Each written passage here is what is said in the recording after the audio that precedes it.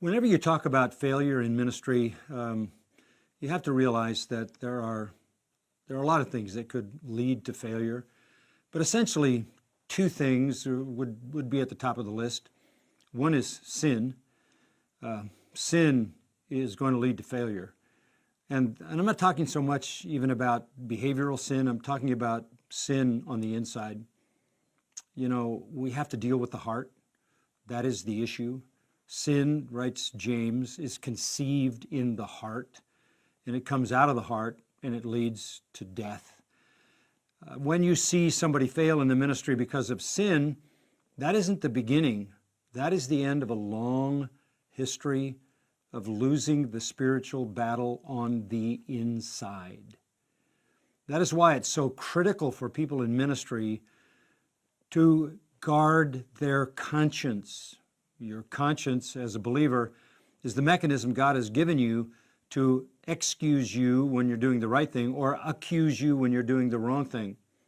You want to listen to your conscience. You know, the Apostle Paul defended himself to the Corinthians by saying in 2 Corinthians chapter 1, verse 12, I have a clear conscience. You're saying all kinds of things about me that aren't true. You're accusing me of all things. My conscience is clear, that I have lived in a godly way, in a faithful way before you. That's where the battle needs to be won. And that means you have to do what the Apostle Paul said. You have to take heed to yourself. You have to win the battle on the inside, and you have to have a clear conscience. And if you're winning the battle on the inside, you're not going to lose it on the outside. So fighting sin at the deepest level of your heart is absolutely critical. The second thing that leads to failure in ministry is burnout, we could call it. But it's really the product of unrealistic expectations. And that ties itself to pride. If you think you deserve better than you get, if you think you deserve a bigger church, more faithful people, less criticism, if you think you're not being treated the way you should be treated, if somebody, maybe your wife even, is reinforcing how people are mistreating you, that leads to burnout. Burnout doesn't come because of effort. It comes because of disappointment. Hard work doesn't produce burnout. Unrealistic expectations does. And I think it's important for us as people in the ministry to understand that the Lord is in charge of outcomes.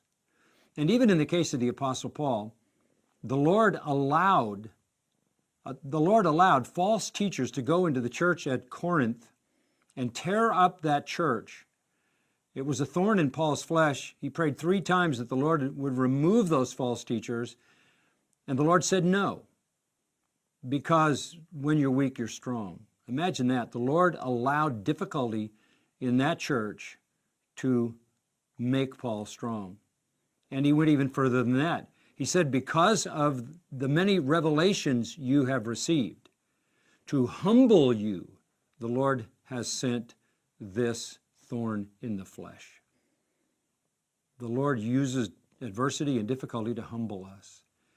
So we have to be very careful that we aren't caught in pride, unrealistic expectations of what we deserve, that leads to disappointment, that leads to a kind of burnout, that causes people to be unfaithful in ministry. Realize you don't deserve anything. Realize that it is a privilege and an honor. It is a mercy that you've even been called into ministry. Rejoice in the privilege and let the outcome be left in the hands of God. Just be a faithful servant.